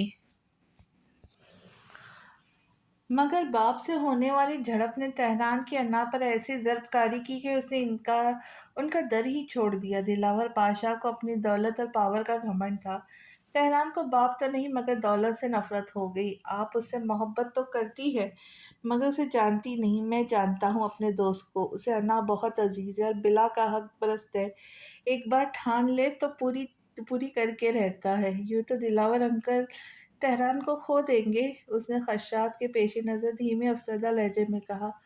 وہ تہران کو بہت پہلے کھو چکے ہیں، امان نے دکھ سے کہا۔ تہران کو تیزی سے سیڑھیاں اترتا ہوا دیکھ کر دونوں اپنی اپنی جگہ سے اٹھے تھے۔ ان کا چہرہ ضبط کے مارے لال سرخ پڑ چکا تھا، اس کے تاثرات بتا رہے تھے جھگڑا سنگین نوعیت کا اختیار کر چکا تھا۔ وہ ایک دم گھبرا گئی۔ زلف، چلو یہاں سے، مہمانوں کی پرواہ کیے بغیر اس کی کلائی پکڑ کر دبوچتے ہوئے اپنے ساتھ گھسیٹ لیا۔ تہران چھوڑو، سب دیکھ رہے ہماری طرف۔ وہ کسمسا کر اپنی کلائی چھڑانے کی تگودت میں لگی ہوئی تھی مگر دیوتا پر اثر نہیں ہوا، وہ پتھر ہو گیا تھا۔ ماں کی، الف کی، دوستوں کی کتنی ہی آوازوں کے پیچھے چھوڑ آیا تھا۔ گاڑی میں بیٹھتے سمے اسے دو نحوست بھری نگاہوں کا گما ہوا تھا۔ دلاور پاشا شام سے محل کی بالکنی میں سگار پھونکتے ہوئے اسے دیکھ رہے تھے۔ وہ سرخ ہوتی آنکھوں سے سر ہلا گیا، گویا ارادہ ہوا پختہ ہو کر لیا ہو۔ زلف اس کے بگڑے تیور دیکھ کر سہم گئی تھی، چاہ کر بھی اس سے کچھ پوچھ نہیں سکی۔ کاٹیج پہنچ کر اس نے باقی ماندہ چیزیں جس میں ایک کارٹون بھی تھا آگ لگا دی۔ ہوا کے دوش پر شعلے بکھرے تو زلف کو اندازہ ہوا وہ اپنے بچپن کی یادوں کو آگ کی نظر کر چکا۔ تہران، یہ کیا کیا تم نے؟ اس کی آنکھیں پھٹی کی پھٹی رہ گئی۔ اس نے چاہا کہ کسی طرح آگ بجھ جائے مگر تہران نے سختی سے اس کی کلائی جکڑ کر روک لیا۔ نیلگوں آنکھیں جن سے زلف کو عشق تھا، ان میں آنسو ٹمٹما رہے تھے۔ سامان راکھ کا ڈھیر بن گیا تو وہ اس کی کلائی چھوڑ کر کمرے میں ایسا بند ہوا کہ کئی گھنٹے گزر گئے، باہر نہ نکلا، نہ اس نے رات کا کھانا کھایا۔ اس کی وجہ سے زلف بھی انگاروں پہ لوٹ رہی تھی۔ کہاں اس کی پریشان صورت دیکھی تھی کبھی۔ رات گہری ہوئی تو اسے تشویش ہونے لگی۔ اسے ہمت کر کے دروازہ کھٹکایا۔ تہران، تم ٹھیک ہو نا؟ بہت چاہ و تفکر سے پوچھا تھا۔ دروازے کے پاس اس پار اس کی سن ہوتی سماعتوں تک بخوبی پہنچی تھی، جو کب سے بیڈ کی پائیتی کے جانب بیٹھا ایک نکتے کو خالی خالی نظروں سے گھور رہا تھا۔ اداس مت ہونا، ٹھیک ہے، میں ہمیشہ تمہارے ساتھ ہوں۔ اس کی آواز بھرا گئی۔ اس کی زندگی تو صرف اس شخص کے گرد طواف کرتی تھی، وہیں اس کی محبتوں کا امین تھا۔ اب وہ لوٹا تو زلف دوہرے کرب اور تکلیف کا شکار ہو رہی تھی۔ کن لفظوں میں اس کی ڈھارس بندھاتی، وہ سب کچھ بھول کر پہلے سا ہو جاتا۔ رات دھیرے دھیرے سرکتی جا رہی تھی مگر اس نے دروازہ نہیں کھولا۔ زلف تھک ہار کر بند دروازے سے ٹیک لگا کر بیٹھ گئی۔ جانے کب نیند کی دیوی اس پر مہربان ہوئی، اسے خبر نہیں ہو سکی۔ صبح تہران کی آنکھ کھلی تو اسے یوں دیکھ کر احساس ندامت میں مبتلا ہونے لگا۔ وہ خود تو بنجارا تھا، کانٹوں پر سفر کرنے کا عادی ہو گیا تھا، اسے بھی گھسیٹ لیا تھا، مگر یہ سراسر زلف کا اپنا فیصلہ تھا، وہ چاہ کر بھی اسے باز نہیں رکھ سکا۔ اب تو سوال ہی پیدا نہیں ہوتا کہ وہ اسے چھوڑ دے۔ جوڑے سے نکلی چند لٹیں اس کی گالوں پر جھول رہی تھی، رات والے لباس میں ملبوس، چہرے پر میک اپ کے مٹے مٹے سے آثار ابھی بھی نمایاں تھا۔ وہ بھی غضب کی ماں لگ رہی تھی، اس لباس میں بہت خوبصورت لگ رہی تھی۔ وہ اسے بتا نہ سکا، وہ لپسٹک کے بغیر زیادہ پرکشش لگتی تھی، وہ اسے یہ بھی نہ کہہ سکا۔ ایک ناخوشگوار حادثے نے اس کی سالوں کی محنت پر پانی پھیر دیا۔ جو اس نے خود پر کی تھی، اس کے ذات کے پرخچے اڑ گئے تھے، وہ بکھر گیا تھا، ماضی کی تلخ یادوں کے سرابوں میں آبلہ مچا رہے تھے۔ اب اسے یہ خوف کچوکے لگانے لگا کہیں محبت کے سفر میں وہ اکیلا نہ رہ جائے۔ زلف، تہران نے اس کا گال تھپ تھپایا۔ وہ ایک دم ہڑبڑا کر سیدھی ہوئی، نگاہ اس پر پڑی تو گویا پلٹنا بھول گئی۔ ایک ہی رات میں اس کی زندگی سے بھرپور چہرہ پسماردہ تھکا تھکا سا لگنے لگا تھا۔ اس نے بے تابانہ انداز میں اس کا چہرہ گلابی ہتھیلیوں میں قید کیا۔ تمہیں کیا ہو گیا تھا؟ میں تمہارے لیے پریشان ہو گئی تھی، تم پوری رات سوئے نہیں تھے۔ اس نے محض سرد نگاہوں سے اسے دیکھا، اٹھتے ہوئے بولا، ہمیں یہاں سے جانا ہوگا۔ مگر کیوں؟ وہ ششدر رہ گئی تھی۔ حلق سے پھنسی پھنسی آواز نکلی، تمہارے کیوں کا میرے پاس کوئی جواب نہیں۔ جانا ہے تو چلو ورنہ تمہاری مرضی۔ کس قدر تلخی سے کہہ کر چلا گیا۔ اس کی ذہنی کیفیت کے پیش نظر زلف احتجاج بھی نہ کر سکی۔ اس نے چند لقمے زہر مار کیے، تہران سے تو وہ بھی نہ ہو سکا۔ اس کا حال دیکھ کر زلف کو ہول اٹھ رہے تھے، اسے خاموشی سے وحشت ہونے لگی تھی۔ تہران، کیا ہوا ہے؟ تم ایسے کیوں بیہیو کر رہے ہو؟ کچھ بتاؤ تو صحیح۔ اگر دلاور انکل سے کوئی جھگڑا ہوا ہے تو اتنا دل پر لینے کی کیا ضرورت ہے؟ فیملی میں تو جھگڑے تو معمولی بات ہے۔ وہ ایک دم گھراتا ہوا کرسی کو ٹھوکر مار کر اٹھا۔ Shut up! تم بہت بولتی ہو، بہتر ہوگا اس وقت اپنا منہ بند رکھو۔ اس کی آنکھوں سے نکلتی آگ کے لپٹوں میں اضافہ ہونے لگا۔ میں تو بس تمہارے خیال سے کہہ رہی تھی۔ وہ ایک دم بدحواس ہو کر سراسیمگی کے عالم میں اسے دیکھنے لگی، پھیلی پھیلی آنکھوں میں ہراسگی کا عنصر تھا۔ تہران سر جھٹک کر کمرے میں جا کر پیکنگ کرنے لگا، وہ بھی بوجھل قدموں کو گھسیٹ کر اٹھی۔ اسے گھر سے اب بہت اپنائیت اور لگاؤ محسوس ہونے لگا تھا۔ ان کی پہلی ملاقات یہاں ہوئی تھی، اپنے رشتے کی شروعات انہوں نے اسی گھر سے کی تھی۔ کتنی خوبصورت یادیں جڑی ہوئی تھی، اسے رونا آ رہا تھا۔ وہ ٹھہری مستقل مزاج چیزوں سے انسیت، لگاؤ کے بعد ان سے جدا ہونا سوہانے روح محسوس ہوتا تھا۔ آنسو اندر ہی اندر پیتی رہی، ظاہر نہ کر سکی، نہ ہی تہران کی ذہنی کیفیت کے پیش نظر احتجاج کر سکی۔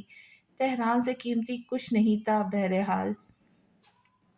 وہ لوگ سوچی کہ اسی گھر میں آ گئے تھے جہاں ہنی مون کے آخری دن گزارے تھے۔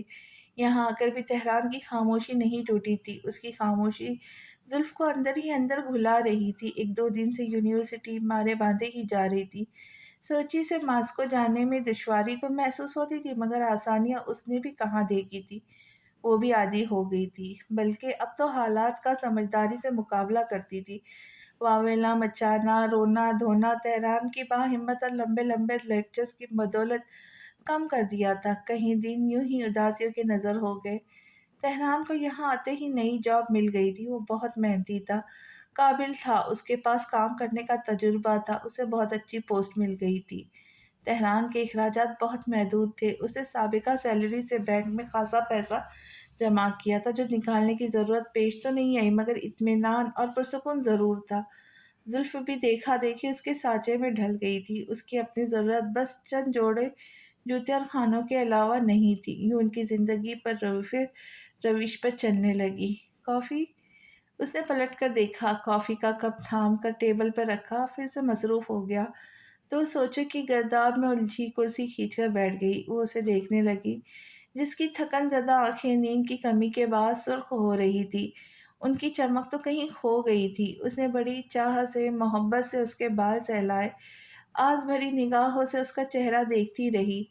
وہ اسے مخاطب کرے گا، حال حوال جانے گا، دن بھر کی روادات سنے گا، مگر ایسا کچھ نہ ہوا۔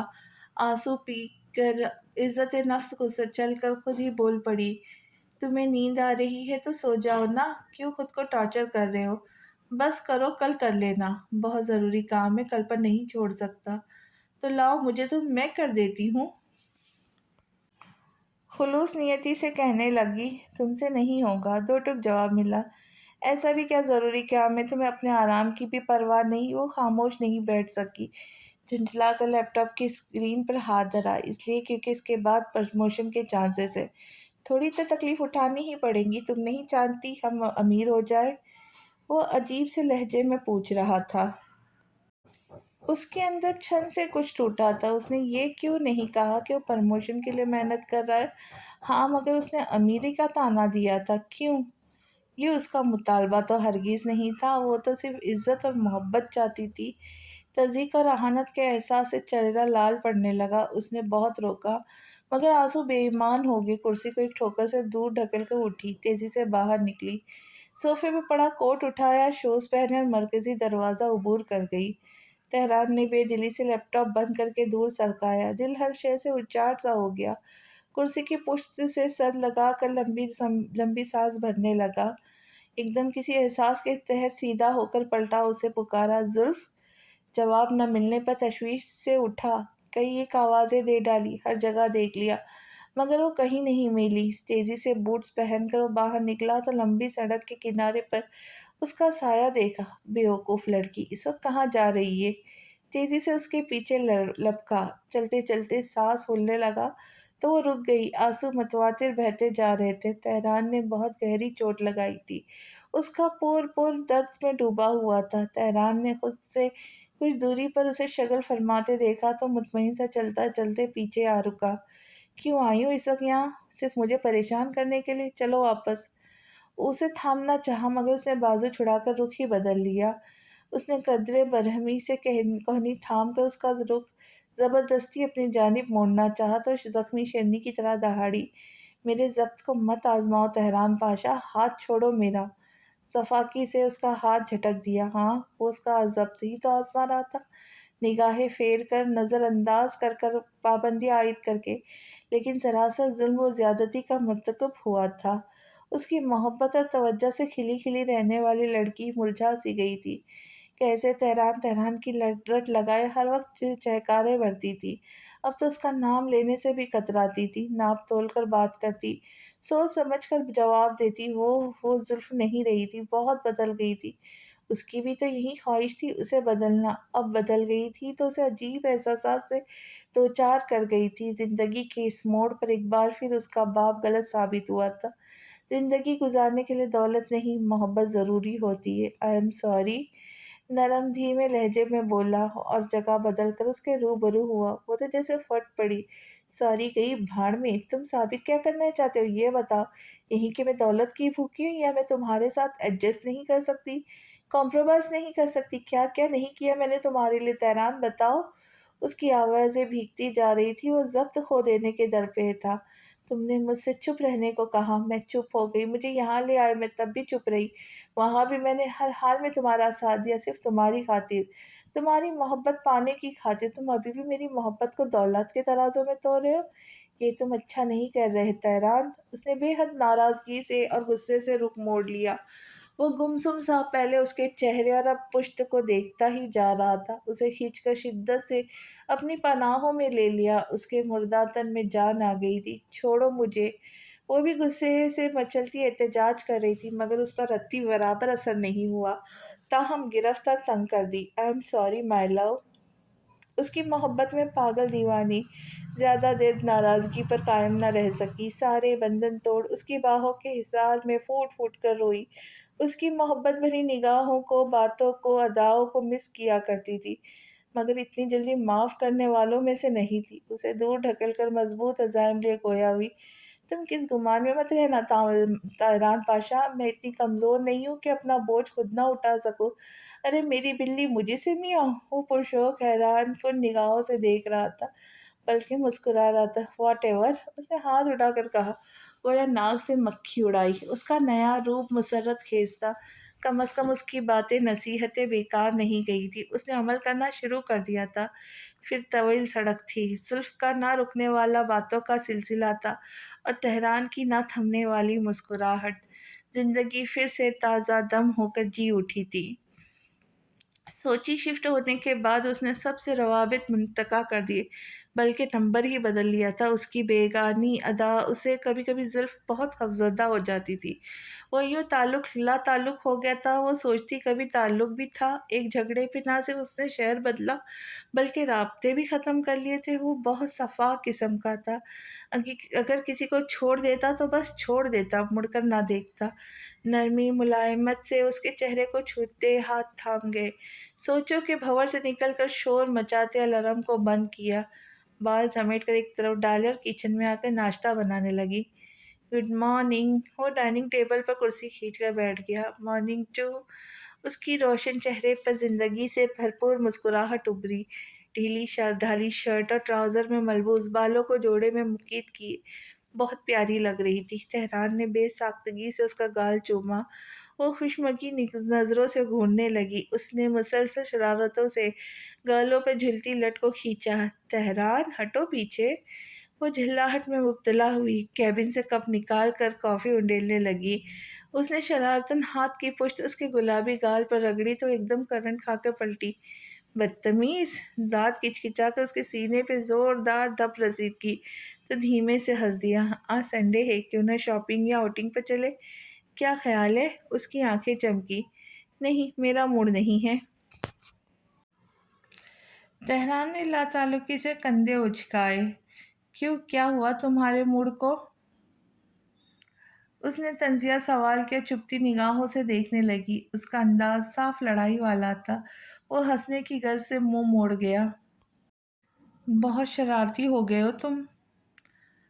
उसने पैर पर पैर मारते हुए बरहमी से कहा तो बिलबिला उठा। अच्छा यार, मान ली तुम्हारी बात। यूँ टॉर्चर तो मत करो। चेहरे पे मिस्कीनियत तारी करके कहने लगा तो वो मुस्कुरा दी। वो दोनों नाश्ता करके निकले तो फिर शाम को ही वापसी हुई। उसने जी भर के शॉपिंग की थी। ये सारी शॉपिंग तेहरान की पसंद की थी। उसके साथ पहली बार हकीकी तौर पर खुशी महसूस कर रहा था। इस वक्त करीबी कैफे में बैठे कॉफ़ी इंजॉय कर रहे थे कि अचानक उसके सामने एलिफ नमूदार हुई। एक लम्हे के लिए दोनों शॉक्ड हो गए। उन दोनों को कुछ कहे बगैर बस घूरती जा रही थी। गम, गुस्सा, नाराज़गी, शिकवा, क्या-क्या ना था उसकी आँखों में। तेहरान उठकर करीब आया तो उसने मुँह मोड़ लिया। आँखों में आँसुओं का समंदर उमड़ आया। वो फासला सिमट कर आगे बढ़ी और वो आसूदा होकर उसके सीने पर सर रख लिया। हमें किस बात की सज़ा मिल रही है भाई? हमारा क्या कसूर है? आप कहाँ रूपोश हो गए थे? मैं पागलों की तरह आपको पूरे मॉस्को में ढूँढ रही हूँ और आप यहाँ छुपे बैठे। और आप ज़ुल्फ़, आपने भी हमें इन्फॉर्म करना गवारा नहीं किया। मैं आपको भी कभी माफ़ नहीं करूँगी। एलिफ की नाराज़गी और गज़ब की लपेट में ज़ुल्फ़ भी आ गई थी। उसने लब भींचकर तेहरान को देखा। उसने आँखों ही आँखों में ज़ुल्फ़ को खामोश रहने की तंबीह करते उसे पास बिठाया। मामा कैसी है? मत पूछिए कैसी है, मेरे साथ चलकर खुद देख ले। जैसा आप छोड़ गए थे वैसी नहीं रही। आपकी जुदाई ने बहुत बदल दिया है उन्हें। आधी हो जाएँगी मेरे बगैर। तुम फ़िक्र मत करो, बस उनका ख़्याल रखा करो। आप मेरे साथ चले भाई। मैं नहीं जाऊँगा एलिफ। उसने लाताल्लुकी से कहा। वो लब भींच के उसे देखती रही, फिर उठ खड़ी हुई। आपका आखिरी फ़ैसला है? मेरा आखिरी फ़ैसला है। उसने आंखें उठाकर एलिफ को देखा। वही दुख, वही गुस्सा, वही बेबसी एलिफ की आंखों में भी नजर आ रही थी, जो घर छोड़ते वक्त उसकी आंखों में थी। और अब एलिफ अपना भाई छोड़ रही थी। वो इस्बात में सर हिलाकर उल्टे कदमों पलटी और तेज तेज चलती मंजर से गायब हो गई। तेहरान उसके जाने के बाद शदीद मुज़म्मल और परेशान हो गया था। उसकी रोशन आंखें बुझ सी गई। वो खामोशी से उठा। सर में बहुत तेज दर्द हो रहा था। आंखों के आगे अंधेरा छाने लगा। उसे लगा वो गिर जाएगा। घर जाके सोफे पे शिकस्ता हाल होकर गिर सा गया। तेहरान, तुम ठीक तो हो? मैं डॉक्टर को बुलाऊं? उसकी जान पर बनाई थी। हाथ पैर फूलने लगे। वो आंखें मूंदे यूं ही लेटा रहा। कुछ तौक़ुफ़ के बाद बोला, मेरे सर में बहुत सर्दी शदीद दर्द है, मुझे अकेला छोड़ दो। ठीक है। वो फ़ौरन मानती बनी। सोफे से उठकर घुटनों के बल खामोशी से उसके करीब बैठ गई। नरमी से उसके बालों में उंगलियां चलाने लगी। परेशानी में सब कुछ फरामोश कर गई। सारी खुशी मलियामट हो गई। शाम से रात कब हुई कुछ इल्म नहीं हो सका। वो यूं ही उसके पास बैठी रही। तेहरान शायद सो गया था। खुद उसकी आँख कब लग गई उसे पता नहीं चला। वो सुबह लेट उठी थी। तेहरान तब तक ऑफिस जा चुका था। वो मलाल दियासियात में घर गई। उसकी दिलगिरी भी न कर सकी। तफक्कुर और परेशानी से फ़ोन मिलाती रही, मगर اس کا فون مسلسل آف آ رہا تھا۔ وہ بوجھل دل سے یونیورسٹی کے لیے تیار ہو رہی تھی۔ اتفاق سے اس کی نگاہ پڑی تو تہران کا فون اسٹڈی ٹیبل پر پڑا۔ وہ فون لاک کر کے یہیں چھوڑ گیا تھا۔ اس نے تیزی سے کوٹ پہنا، بیگ اٹھا کر جیسے ہی دروازہ کھولا، جس ہستی سے پہلا سامنا وہ ششدر رہ گئی۔ سامنے کمال حسن کھڑے تھے۔ انہیں کیسے پتا چلا کہ وہ دونوں یہاں پر ہیں؟ وہ کیوں آئے تھے؟ اس نے فوراً سے پہلے دروازہ بند کرنا چاہا، مگر انہوں نے ایسا کرنے سے روک دیا۔ بیٹا، میرا یہاں آنے کا مقصد صرف تم سے بات کرنا، کچھ نہیں۔ ان کا لہجہ اس قدر نرمی اور شفقت لیے ہوئے تھا کہ اس کی آنکھیں بھیگ گئی۔ پہلے تو کبھی اسے بیٹا کہہ کے نہیں پکارا تھا، کبھی اتنی نرمی سے بات نہیں کی تھی۔ وہ محبت کی ماری انکار کے دو بول نہ کہہ سکی اور راستہ چھوڑ کر ایک طرف ہو گئی۔ آپ کیوں آئے ہیں یہاں؟ مسلسل جوتوں کی نوک دیوار پر رسید کرتے ہوئے اس نے کب سے درمیان میں حائل خاموشی کو توڑتے ہوئے پوچھا۔ میری بیٹی، میں صرف تم سے ملنے آیا ہوں۔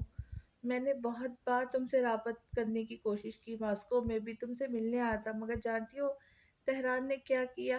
کمال حسن نے بات ادھوری چھوڑ کر بغور اسے دیکھا جو ٹھٹک کر اسے ہی دیکھنے لگی تھی۔ کیا کیا تہران نے؟ وہ سب چھوڑو، تم یہ بتاؤ تم خوش ہو نا اس کے ساتھ؟ کمال حسن نے بڑی ہوشیاری سے بات بدلتے ہوئے کہا۔ وہ تو بس ان کے تیوری دیکھتی رہی، پھر آہستگی سے سر ہلا دیا۔ شکر ہے، میں تو بہت پریشان ہو گیا تھا۔ مجھے آس پاس کے لوگوں سے پتہ چلا وہ بہت وحشی قسم کا شخص ہے۔ میرے ساتھ اس نے جو بھی کیا میں نے برداشت کر لیا، مگر میری بیٹی کو کچھ نہ ہو بس یہی دعا کی تھی میں نے، اور تسلی کرنے آیا تھا۔ اب چلتا ہوں، اس سے پہلے کہ وہ آ جائے، مجھے دیکھے گا تو پتہ نہیں کیا سلوک کرے گا۔ وہ تیزی سے اٹھے اور راہداری عبور کر گئے۔ تم اپنا خیال رکھنا بیٹا۔ جاتے جاتے پلٹ کر نصیحت کرنا نہیں بھولے تھے۔ خود تو چلے گئے، پیچھے اسے لامحدود سوچوں کے گرداب میں الجھا چھوڑ گئے۔ اس نے کمال حسن کو کبھی خوفزدہ نہیں دیکھا۔ وہ تہران سے کیوں ڈر رہے تھے؟ ماسکو میں تہران کا درشت تذلیل آمیز رویہ وہ آنکھوں سے دیکھ چکی تھی۔ تو کیا بابا سچ کہہ رہے تھے؟ تہران نے کسی قسم کا نقصان پہنچایا ہوگا، مالی یا جسمانی۔ اس نے دل میں ارادہ باندھا کہ تہران کو سمجھائیں گی ضرور، بابا کی طرف سے اپنا دل صاف کر لے، مگر اس نے فیملی کے کسی فرد سے ملنے سے منع کیا تھا۔ اگر وہ الٹا اس سے ناراض ہو گیا تو وہ بری طرح الجھ گئی تھی۔ تب بات آئی گئی ہو گئی۔ اس کے بعد کمال حسن بار بار اس سے ملنے آتے رہتے۔ صرف اس کی نیک نیتی پر انہیں منع نہیں کر پائی، تاہم وہ گڑ گڑا کے اس سے معافی بھی مانگ چکے تھے۔ اس نے دل بڑا کر کے انہیں معاف کر دیا تھا، ہر ستم، ہر ظلم، ہر زیادتی کا۔ ان کے شفقت اور محبت بھرے حسان نے مداوا ادا کر ڈالا تھا۔ وہ تہران کے علم میں لائے بغیر ان سے ملتی رہتی تھی۔ وہ اسے بتاتے کہ شرمین ان کے ساتھ کی جانے والی زیادتیوں پر پشیماں ہے۔ پھر ایک دن شرمین بھی اس سے معافی طلب کرنے آئی تھی۔ شرمین کا والہانہ اظہار شفقت پر تو وہ جیسے دل و جان سے ہار گئی تھی۔ زہیب حسن تاشقہ بھی اپنی بیٹی جیا کے ساتھ ایک آدھ بار اس سے ملنے آ چکے تھے۔ اسے یقین کرنا پڑا تھا کہ سب بدل گیا، جبکہ کچھ بھی تو بدلا نہیں تھا، بلکہ اب بدلنے والا تھا۔ اس بدلاؤ کا سراسر نقصان اس کے کھاتے میں آنا تھا۔ اگر اسے علم ہوتا اس کی یہ حماقت ہستی بستی زندگی میں سونامی برپا کرنے والی، تو کبھی بھی کمال حسن سے تعلق استوار نہ کرتی۔ کلب کے شور و گل سے بیزار ہو کر الف نے گلاس اٹھا اور کاؤنٹر کی ایک طرف بیٹھ گئی۔ دیکھو، وہ شخص ہر بار کی طرح تمہیں ہی دیکھ رہا ہے علی۔ جیکی کے پیر مسلسل زمین پر تھرتھرا رہے تھے، چہرے پہ مخصوص چمک اور مسکراہٹ کے ساتھ اسے بتا رہی تھی۔ کون؟ الف نے جھنجھلاہٹ بھرے انداز سے کہتے ہوئے پلٹ کر دیکھا۔ ایک خوش شکل جوان فریفتہ نگاہوں سے اسے دیکھ رہا تھا۔ اسے دیکھتا پا کر مسکرا کے سر خم دیا۔ الف، دلاور نام ہے میرا۔ ان جیسے لوگ میرا ٹیسٹ نہیں ہو سکتے، ان کا تو اسٹینڈرڈ بھی میچ نہیں کرتا مجھ سے۔ اس نے نحوست سے ایبرو کو اچکا کر کہا۔ اسے اپنے حسن پر غرور بہت تھا، اپنی بلند و بالا ذات اور شہرت کا ظلم تھا۔ وہ خود کو دوسروں سے نایاب اور اچھوتا سمجھتی تھی۔ تم لائٹ لے رہی ہو بندے کو، اس کا باپ اچھا خاصا بزنس مین ہے۔ جیکی نے دبے دبے لفظوں میں طرفداری کی جو اسے خاص پسند نہیں آئی۔ واٹ ایور، جتنے بھی بڑے ہو، پاشاز کے سامنے سب پھیکے پڑ جائیں گے۔ اس نے ناک سے مکھی اڑائی۔ مجھے ڈسکس کیا جا رہا ہے گرلز؟ وہ دونوں چونک کر گمبھیر آواز کی جانب متوجہ ہوئی۔ الف نے ایک نظر ڈال کر ہی گویا دوسری نہ ڈالنے کی قسم کھائی۔ انتہائی نامناسبانہ نگاہیں، اوباش اس کا انداز۔ ہائے، میں ہوں زہیب حسن۔ اس نے تعارف کرواتے ہوئے ہاتھ بڑھایا۔ تم جو بھی ہو، ہمیں اس سے کیا؟ کیوں جیکی؟ اس نے صفاقی سے بڑھا ہوا ہاتھ نظر انداز کرتے تذیق بھرے انداز سے کہہ کر ہنس دی۔ وہ لپ بھیج کر رہ گیا۔ زوہب حسن جلتی نگاہوں سے دونوں کو دیکھتا وہاں سے ہٹ گیا۔ حد ہوتی ہے ایلی، جیکی نے گور کر اسے مروت دلانا چاہی مگر ندارت۔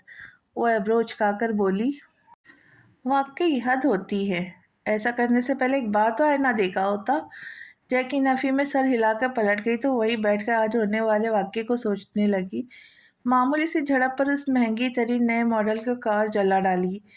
اب اسے افسوس ہو رہا تھا دلاور پاشا نے اپنی دولت کا حوالہ دے کر اس کا دل بری طریقے سے توڑ دیا تھا۔ اب اسے تہران کے جذبات اور فیصلوں کی قدر ہونے لگی تھی۔ تہران یہاں رہتا تو اسے بھی لائف اسٹائل کے لیے اپنی عزت نفس اور کمپرومائز کرنا پڑتا۔ اچھا ہوا وہ چلا گیا، مگر ایلف نے عزت نفس کے خاطر لائف اسٹائل پر کمپرومائز کرنے کو ترجیح دی تھی۔ اسے اپنا پبلک امیج بھی برقرار رکھا تھا۔ دلاور پاشا وقت بے وقت کی راگنی سے وہ خود بہت عاجز آ چکی۔ اس میں اتنا حوصلہ نہیں تھا کہ زندگی چھوڑ کر تہران کی طرح گوشہ نشین ہو جاتی، سادگی پر اکتفا کر لیتی، کیونکہ اسے لت لگ چکی تھی، لگژری لائف کی لت۔ وہ خود کو اتنا بے بس محسوس کرتی تھی کہ کبھی کبھی تنہائی میں گھٹ گھٹ کر روتی تھی۔ اس کے جذبات اور دکھ بانٹنے والا کوئی نہ تھا، تہران بھی نہیں۔ اس نے آنکھوں سے ہلکے گلابی رنگ کی سلیپنگ بیگ ہٹایا، بھرپور انگڑائی لے کر سیل فون پر وقت دیکھا۔ صبح کے 6 بج رہے تھے۔ وہ روز اسی وقت اٹھتی تھی۔ اپنے فگر کو مینٹین رکھنے کے لیے روز جم جایا کرتی تھی۔ کچھ دنوں قبل والے جھگڑے سے مسلسل اعصابی دباؤ کا شکار تھی، جم بھی نہیں جا پائی تھی۔ اب اسے افسوس ہونے لگا۔ وہ ویٹ گین کر چکی تھی۔ کداور آئینے کے سامنے بغور اپنے جسم کا جائزہ لیتی نگاہیں پھسل کر وائٹ للی کے پھولوں پر جا رکی تھی۔ اس نے وہ خوشگوار حیرت سے پھول اٹھا کر ناک کے قریب کیے۔ خوشبو سے سانسیں معطر کرتے ہوئے وہ دروازہ کھول کر باہر آ گئی۔ سلک کا گاؤن سیڑھیوں پر جھاڑو دینے لگا۔ یہ پھول کس نے رکھے میرے کمرے میں؟ ضرور دلاور پاشا نے معذرت کے طور پر اس کے کمرے میں رکھوائے ہوں گے، اس نے خوش فہم ہو کر سوچا۔ کوئی گیٹ پہ چوکیدار کو دے کر گیا تھا، ساتھ میں یہ بھی کہا کہ آپ اسے فون کر لیں، ملازمہ نے بتایا۔ کون ہو سکتا ہے؟ اس نے سوچتے ہوئے بک کے الٹ پلٹ کر دیکھا۔ سرخ رنگ کی چیٹ جو اس کی نگاہوں سے پہلے نہیں گزری تھی۔ ایک ملاقات کی درخواست عرض کرتا ہوں، اگر منظور ہو تو میرے نام ایک پیغام چھوڑ دیجیے گا۔ زوہب حسن۔ نیچے نمبر بھی تحریر تھا، مائی فٹ۔ وہ سکھ پا ہو گئی، بے دردی سے پھول پھینک کر سلیپر تلے بری طرح سے مسل دیا اور چیٹ کے 2 ٹکڑے کر کے ہوا میں اڑاتی کمرے سے چلی گئی۔ روٹین کے مطابق جیپ نپٹا کر اس نے کمرے میں منگوا کر صحیح مگر ناشتہ ضرور کیا تھا۔ آج کل دلاور پاشا سے اسے شدید ناراضگی عروج پر تھی۔ یونیورسٹی میں بھی اس کا دل اوب گیا، اعصاب جھنجھلائے سے تھے، کچھ اچھا نہیں لگ رہا تھا۔ اوپر سے جیکی کے انکشاف نے اس کا دماغ آسمان پر پہنچا دیا تھا۔ کل جو لڑکا ہم سے بات کرنے کی کوشش کر رہا تھا نا؟ کون سا لڑکا؟ اس نے ناگواری سے بیچ میں ٹوکا۔ ارے وہی قلم والا لڑکا، زوہب حسن۔ اس کے بارے میں پتہ چلا ہے کہ وہ شادی شدہ ایک بیٹی کا باپ بھی ہے۔ واٹ؟ وہ زور سے چلائی۔ اسے شدت سے اپنی توہین محسوس ہوئی تھی۔ اس نے تیزی سے اپنا بیگ اٹھایا اور غصے سے پارکنگ کی جانب بڑھی۔ ہائے ایلی، سامنے آتے لڑکے نے ہاتھ ہلاتے ہوئے کہا۔ گیٹ آؤٹ آف مائی وے۔ وہ قہر بھرے انداز میں اسے دھکا دے کے گزری اور آپے سے باہر ہو کر گاڑی بھگا کر لے گئی۔ تم آنٹی سے ملے؟ ایلف نے بتا رہی تھی کہ وہ بہت پریشان رہتی ہے تمہاری وجہ سے۔ وہ دونوں رات کے وقت سڑک کے کنارے واک کر رہے تھے، اس کے کندھے پہ سر رکھے، قدم سے قدم ملا کر چل رہی تھی۔ ہاں ملا، اب تو کافی وقت ہو گئے، اس دوران وہ 2-4 بار مل چکا ہوں، تہران نے سنجیدگی سے جواب دیا۔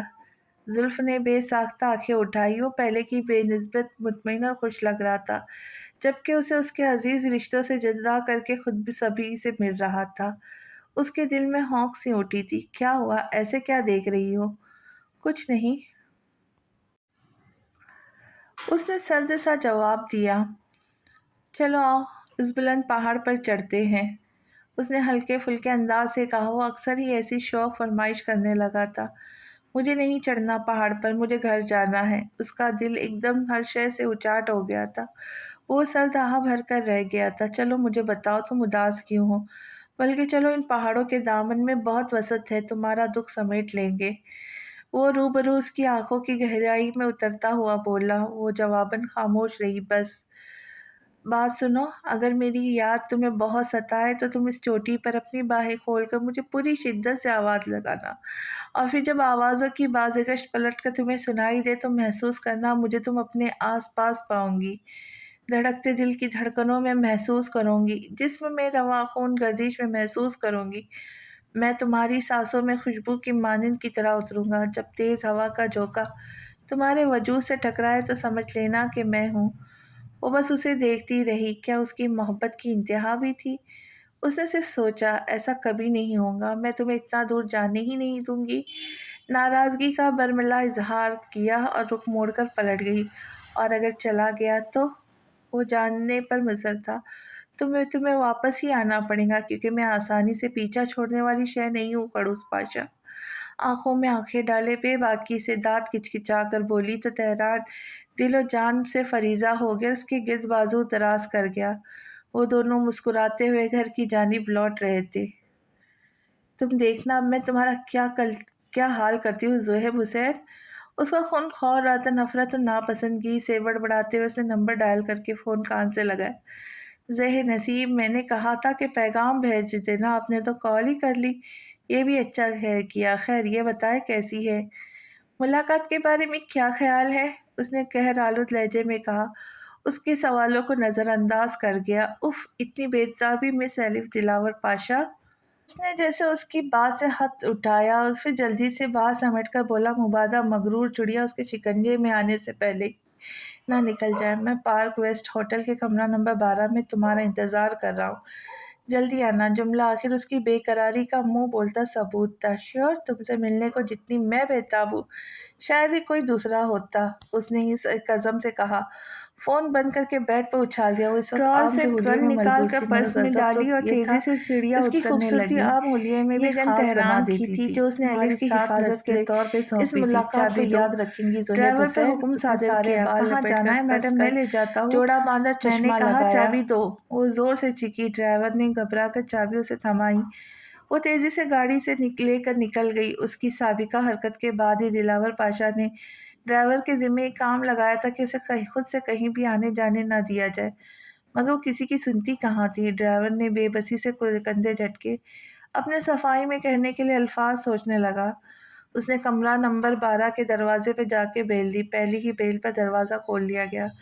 वाह, इतनी जल्दी आ गई तुम? सरतापा गहरी नज़रों से जायज़ा लेता हुआ बोला। एलिफ ने नागवार अंदाज में उसे दूर ढकेला और अंदर आ गई। उनके दरमियान जो भी मायने खेज गुफ्तगू का तबादला हुआ उसने सब रिकॉर्ड कर लिया था। ये उसकी सबसे बड़ी गलती थी कि उसने फौरन जतला भी दिया। वो सारी नफरत उगल दी जो उसे फिलवक्त नहीं करनी चाहिए थी।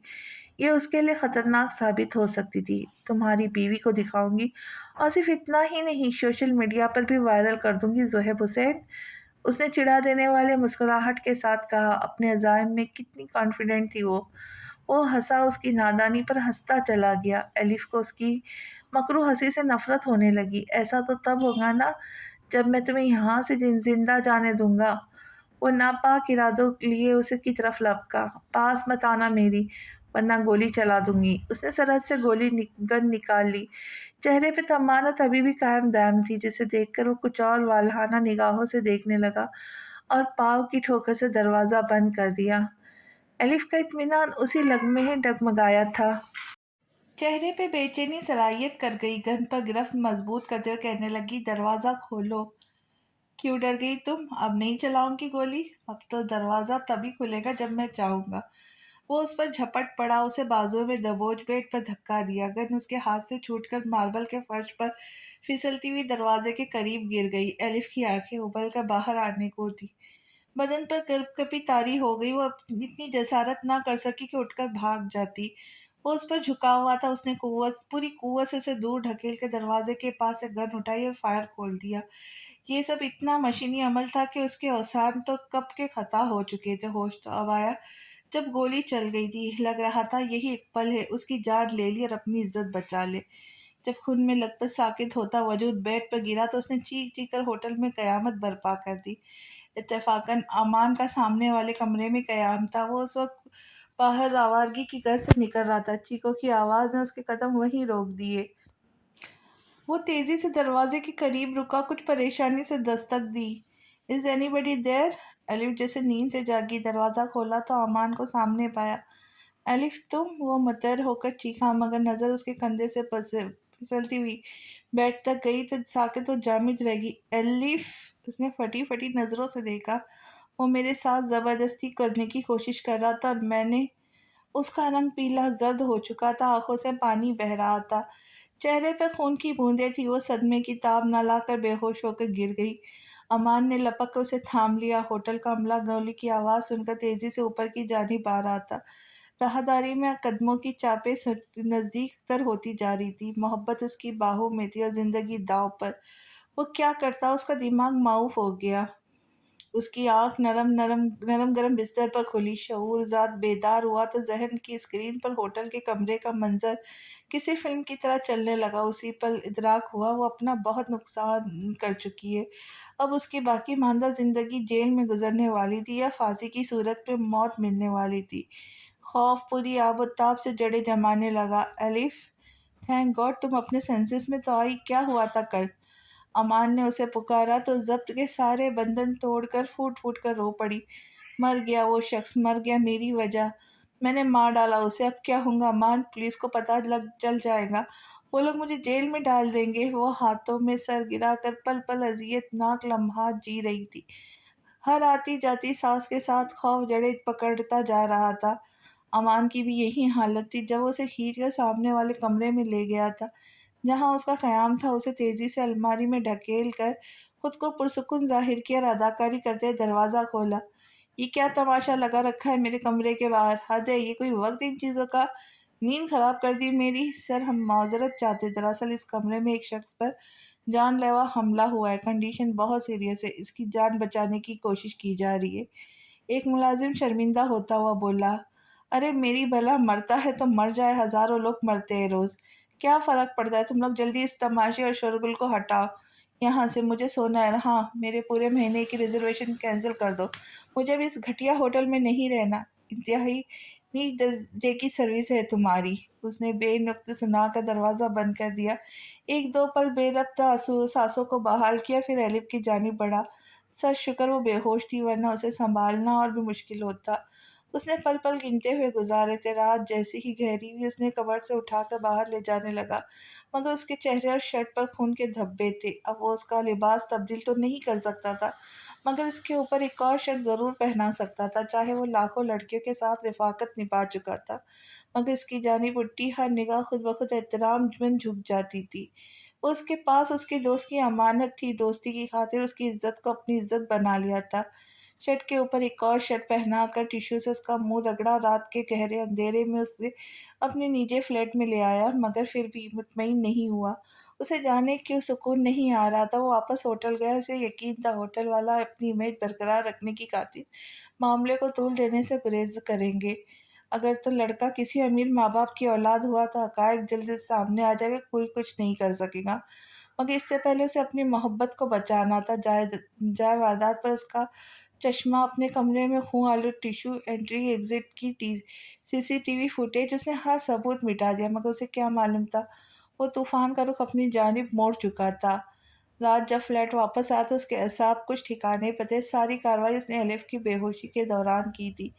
کمرے کو لاک کھول کر الف کو دیکھا، وہ ہنوز گہری نیند میں تھی۔ جب دل ہاتھوں سے نکلنے لگا، اس نے آہستگی سے دروازے کو باہر سے لاک کر کے صوفے پہ سو گیا۔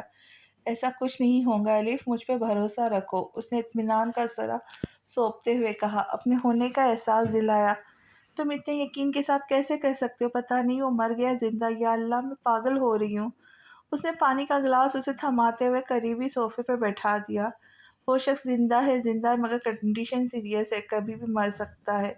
امان نے اس کی جان نکال دی۔ اسے لگا پانی کے چند گھونٹ اس نے اپنی حلق سے اتارے، وہ بھی پھنس گئے، اس سے نگلے نہ گئے۔ بے جان ہوتے ہاتھوں سے گلاس چھوٹ کر گر گیا۔ وہ ایک دم اٹھا، اس کے قریب آیا، ہاتھ بڑھائے، کچھ جھجکتے ہوئے کندھوں سے تھاما۔ "تمہیں فکر کرنے کی ضرورت نہیں ہے الف، تم سکون سے گھر جاؤ اور سارا معاملہ مجھ پہ چھوڑ دو۔ میں ہوں نا، مجھ پہ بھروسہ کر کے دیکھو، میں تمہیں کب کچھ نہیں ہونے دوں گا۔ جس نرمی اور شائستگی سے اس کے کندھے سہلاتے ہوئے کہہ رہا تھا، بے دم سی ہو کر آسودگی سے بولی، یہ میں نے کیا کر دیا امان؟ لہجے میں پچھتاوا ہی پچھتاوا تھا، ملال ہی ملال۔ اب تم گھر جاؤ الف، آنٹی اور انکل پریشان ہو رہے ہوں گے۔ اس نے پیار سے سمجھایا، آنٹی اور انکل نے کبھی اپنی اولاد کی پرواہ کی ہوتی، ان کی دیکھ ریکھ کی ہوتی تو حالات یہاں تک پہنچتے ہی نہ۔ الف نے نفرت سے سوچا، اگر پولیس نے مجھے ڈھونڈ لیا تو مجھے پھانسی پر لٹکا دیں گے امان۔ اس کے آنسو سیدھا دل پر گرتے ہوئے محسوس ہو رہے تھے، اس کی گلابی رنگت شدت و گریہ زاری کے سبب لہو چھلکانے لگی تھی۔ امان شکستہ خورد ہو کر صوفے پہ بیٹھ گیا، سر اور کندھے خود بخود جھک گئے۔ اب وہ کیا کرتا؟ اسے روز زور زبردستی گھر نہیں بھیج سکتا تھا، اگر الف نے خود سے سب کچھ کہہ سنایا تو غیرت کا معاملہ گرم ہو جاتا، پھر غیرت کے نام پر خون ریزی ہوتی۔ جو معاملہ خاموشی سے نپٹایا جا سکتا تھا وہ پھر عدالت اور دشمنی کا روپ اختیار کر جاتا، اس لیے اس نے الف کو فلیٹ چھوڑنے پہ مجبور نہیں کیا، خاموشی سے اٹھا اور باہر نکل گیا۔ زہب کو گولی لگ گئی ہے، اس کی کنڈیشن بہت کریٹیکل ہے، تمہیں دیکھنا چاہتا ہے آخری بار۔ لفظ تھا یا کوئی تیز تیز جوڑتا ہوا اس کے دل میں پیوست ہو چکا تھا۔ اس کا بھائی ہاسپٹلائز تھا، دماغ کو سوچنے کے قابل ہی نہیں رہا تھا، وہ سب کچھ چھوڑ چھاڑ کر اڑ کر بس کسی طرح پہنچ جانا چاہتی تھی۔ برستی آنکھوں اور کپکپاتے ہاتھوں سے اس نے چند الفاظ گھسیٹے، چٹ پھاڑ کر لیڈی میرین کو دے دی تھی۔ تہران معمول کے مطابق آفس سے لوٹ کر آیا تھا، اس وقت رات کے سائے گہرے ہو رہے تھے، وہ استقبال کے لیے کھڑی ہوتی تھی مگر آج نہیں تھی۔ زلف، اس نے آہستگی سے پکارا، پھر تیز اور تیز۔ وہ ایک جگہ سے دوسری جگہ اسے تلاش کر رہا تھا، کہاں جا سکتی ہے؟ وہ تیزی سے باہر نکلا۔ بالکنی میں لیڈی میرین نے اسے مضطرب انداز میں گھر سے نکلتے دیکھا۔ آپ نے میری وائف کو دیکھا؟ کہاں گئی ہے وہ؟ کچھ بتایا اس نے؟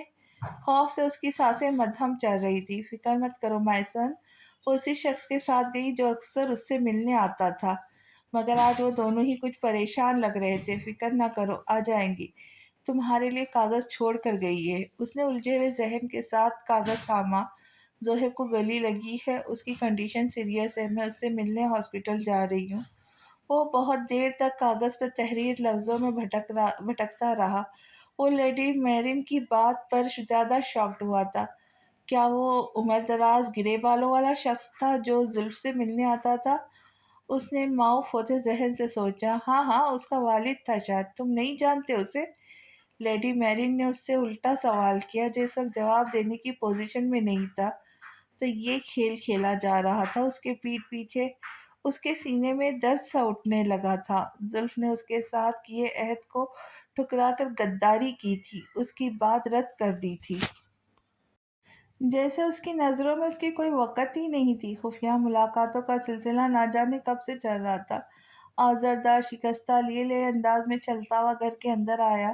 وہ چیخ مار کر بیڈ سے اٹھی، سانسیں تیز تیز چل رہی تھی، بدن پسینے سے شرابور ہو چکا تھا۔ تھینک گاڈ، یہ خواب تھا، تھینک گاڈ۔ بالوں کو مٹھیوں میں جکڑے ہوئے ہولے ہولے لرزتی اپنے آپ سے مخاطب رہی، کمفرٹر کھینچ کر زمین پر پھینک دیا، ایک دم بیڈ سے اتری، پیروں میں سلیپرز بھی پہننے کی زحمت محسوس نہیں کی۔